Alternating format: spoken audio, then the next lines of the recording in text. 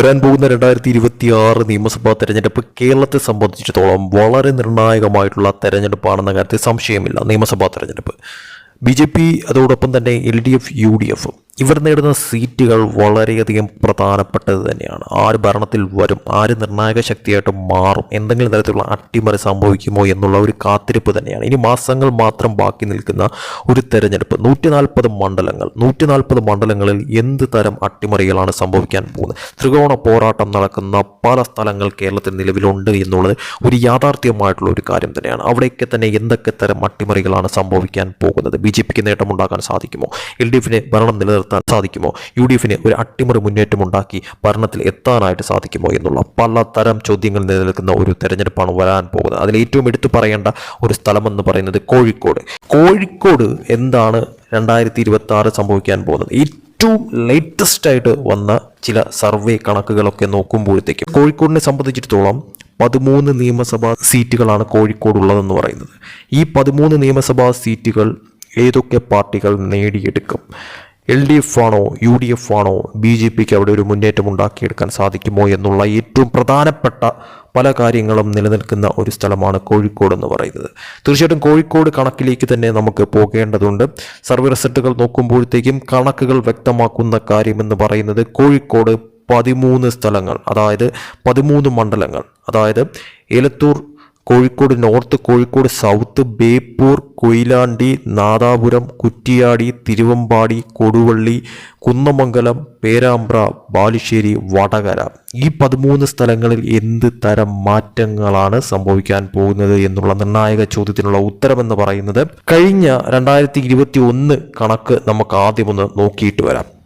LDFന്റെ ഒരു തേരോട്ടം തന്നെയായിരുന്നു എന്ന് എടുത്തു പറയേണ്ട ഒരു സ്ഥലം തന്നെയാണ് കോഴിക്കോട് എന്ന് പറയുന്നത്. കാരണം ഭൂരിഭാഗം സീറ്റുകളിലും വിജയിച്ചിരിക്കുന്നത് LDF തന്നെയായിരുന്നു എന്നുള്ളതാണ് വാസ്തവം എന്ന് പറയുന്നത്.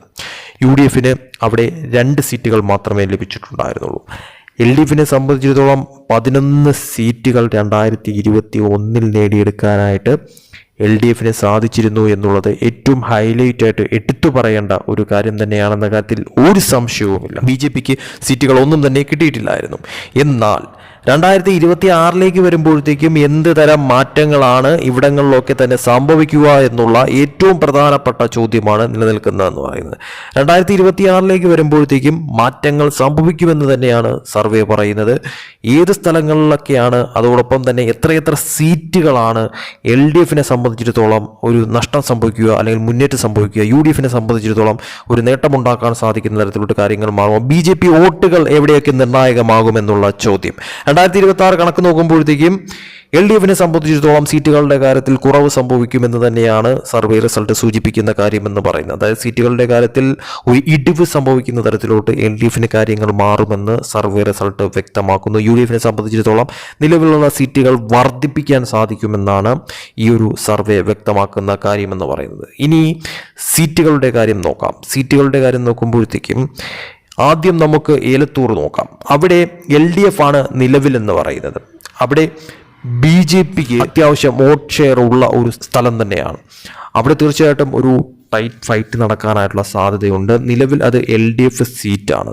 അവിടെ UDFന് വോട്ടുകൾ ഉയരുമെന്ന് സർവേയിൽ കാണപ്പെടുന്നു. അതോടൊപ്പം തന്നെ LDF ആ സീറ്റ് നിലനിർത്താനായിട്ടുള്ള സാധ്യത ഉണ്ട് എന്നും സർവേ വ്യക്തമാക്കുന്നു. ഇനി കോഴിക്കോട് നോർത്തിലേക്ക് വരുമ്പോഴത്തേക്കും അവിടെയും LDF ആണ് നിലവിലുള്ളത്. അവിടെ BJPക്ക് 30,000-ലധികം വോട്ടുകളുള്ള ഒരു സ്ഥലമാണ്. അവിടെ ഒരു കടുത്ത പോരാട്ടം നടക്കാനായിട്ടുള്ള സാധ്യതയുണ്ട് എന്നും സർവേ റിസൾട്ട് സൂചിപ്പിക്കുന്നു. പക്ഷേ LDFന് തന്നെയാണ് ഒരു മുൻതൂക്കം കാണുന്നത്. കോഴിക്കോട് സൗത്താണ് അടുത്തതെന്ന് പറയുന്നത്. അവിടെ LDF ആണ് നിലവിൽ ഉള്ളതെന്ന് പറയുന്നത്. അവിടെ BJPക്ക് 25,000-ൽ കൂടുതൽ വോട്ട് ഷെയർ ഉള്ള ഒരു സ്ഥലമാണ്. അവിടെ BJP വോട്ടുകൾ നിർണായകമാകുമെന്നും സർവേ റിസൾട്ട് പറയുന്നു. അവിടെ ഒരു കടുത്ത പോരാട്ടം നടക്കുമെന്നും എന്നാൽ LDFന് ഒരു നേരിയ തോതിലെങ്കിലും മുൻതൂക്കമുണ്ട് എന്നും സർവേ റിസൾട്ട് സൂചിപ്പിക്കുന്നു.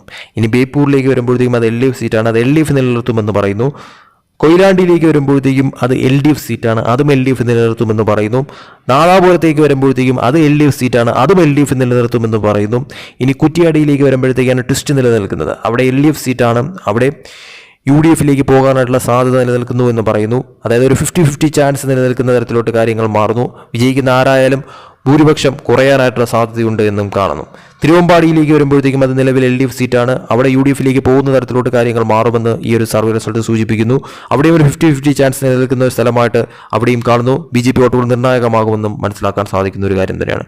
കൊടുവള്ളിയിലേക്ക് വരുമ്പോഴത്തേക്കും അത് നിലവിൽ UDF സീറ്റാണ്. അത് UDF നിലനിർത്തുമെന്ന് തന്നെയാണ് സർവേ റിസൾട്ട് സൂചിപ്പിക്കുന്നത്. ഇനി കുന്നമംഗലത്തിലേക്ക് വരുമ്പോഴത്തേക്കും അത് നിലവിൽ LDF സീറ്റാണ്. അവിടെ BJP വോട്ടുകൾ നിർണായകമാകുന്ന തരത്തിലോട്ട് കാര്യങ്ങൾ മാറും. 30,000-ലധികം വോട്ടുകളുള്ള ഒരു സ്ഥലമാണ് കുന്നമംഗലത്ത് BJPക്ക്.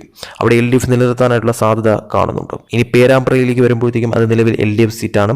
അത് LDF നിലനിർത്താനായിട്ടുള്ള സാധ്യത കാണുന്നു. ബാലുശ്ശേരിയിലേക്ക് വരുമ്പോഴത്തേക്കും അത് LDF സീറ്റാണ്. അതും LDF നിലനിർത്താനായിട്ടുള്ള സാധ്യത കാണുന്നു. വടകരയിലേക്ക് വരുമ്പോഴത്തേക്കും അത് നിലവിൽ UDF സീറ്റാണ്. അത് UDF നിലനിർത്താനായിട്ടുള്ള സാധ്യതയാണ് ഏറ്റവും കൂടുതൽ കാണുന്നത്. ഇനി ടോട്ടൽ കണക്ക് നോക്കുമ്പോഴത്തേക്കും വ്യക്തമാകുന്ന ഒരു കാര്യം എന്ന് പറയുന്നത് LDFന് 2021 ലഭിച്ച 11 സീറ്റുകൾ, UDFന് ലഭിച്ച 2 സീറ്റുകൾ, അതിൽ നിന്ന് 2026 വരുമ്പോഴത്തേക്കും LDF സീറ്റുകൾ കുറയുമെന്ന് തന്നെയാണ് സർവേ സൂചിപ്പിക്കുന്ന ഒരു കാര്യമെന്ന് പറയുന്നത്. അതായത് LDF സീറ്റുകൾ മാക്സിമം പോയി കഴിഞ്ഞാൽ 8-9 സീറ്റുകളായി മാറുന്ന തരത്തിലോട്ട് കാര്യങ്ങൾ മാറും. അതായത് 10 നിന്നും കുറയും, അത് 8 സീറ്റുകളോ 9 സീറ്റുകളോ എത്തുന്ന തരത്തിലോട്ട് കാര്യങ്ങൾ മാറും. ഇനി UDFിലേക്ക് വരുമ്പോഴത്തേക്കും UDFന് മാക്സിമം പോയി കഴിഞ്ഞാൽ 4-5 സീറ്റുകൾ നേടിയെടുക്കുന്ന തരത്തിലോട്ട് കാര്യങ്ങൾ മാറും. അതായത് 2-ൽ നിന്നും UDF 4 സീറ്റുകളോ അല്ലെങ്കിൽ 5 സീറ്റുകളോ മാക്സിമം നേടിയെടുക്കുന്ന തരത്തിലോട്ട് കാര്യങ്ങൾ മാറും. BJP സംബന്ധിച്ചിടത്തോളം സീറ്റുകളുടെ കാര്യത്തിൽ ഒരു മുന്നേറ്റം അല്ലെങ്കിൽ സീറ്റുകൾ നേടിയെടുക്കുന്ന തരത്തിലോട്ട് കാര്യങ്ങൾ മാറിയില്ലെങ്കിൽ പോലും വോട്ടുകളുടെ കാര്യത്തിൽ ഗണ്യമായിട്ടുള്ള ഒരു ഉയർച്ച പല സ്ഥലങ്ങളിലും ഉണ്ടാകുമെന്ന് ഈ ഒരു സർവേ സൂചിപ്പിക്കുന്ന ഒരു കാര്യമായി മാറുന്നു. അതായത് BJP വോട്ടുകൾ നിർണായകമാകുന്ന തരത്തിലോട്ട് UDF വിജയത്തെ ബാധിക്കുന്ന തരത്തിലോട്ട് കാര്യങ്ങൾ മാറുമെന്നും പല സ്ഥലങ്ങളിൽ BJP വോട്ടുകൾ നിർണായകമാകുമെന്നും BJP വോട്ടുകൾ കുത്തനെ ഉയരുന്ന തരത്തിലോട്ട് കാര്യങ്ങൾ മാറുമെന്നും സർവേ സൂചിപ്പിക്കുന്ന ഒരു കാര്യം തന്നെയാണ്. അതായത് LDFിനെ സംബന്ധിച്ചിടത്തോളം ഒരു നേരിയ തോതിലെങ്കിലും തിരിച്ചടി ഉണ്ടാകുന്ന തരത്തിലോട്ട് കോഴിക്കോട് ചില സീറ്റുകളെങ്കിലും നഷ്ടപ്പെടുന്ന തരത്തിലോട്ട് കാര്യങ്ങൾ മാറുമെന്നും UDFന് നേട്ടമുണ്ടാകുന്ന തരത്തിലോട്ട് ചില സീറ്റെങ്കിലും വർദ്ധിപ്പിക്കാൻ തരത്തിൽ അവർക്ക് സാധ്യമാകുമെന്നും സർവേ സൂചിപ്പിക്കുന്ന ഒരു കാര്യമായി മാറും. എന്തായാലും സർവേ പോലെ തന്നെ കാര്യങ്ങൾ നടക്കുമോ, അതല്ല അവിടെ ഒരു വലിയ തോതിലുള്ള അട്ടിമറി സംഭവിക്കാനായിട്ടുള്ള സാധ്യത നിലനിൽക്കുന്നുണ്ടോ എന്നുള്ളത് തീർച്ചയായിട്ടും കാത്തിരുന്ന് കാണേണ്ട കാര്യം തന്നെയാണ്.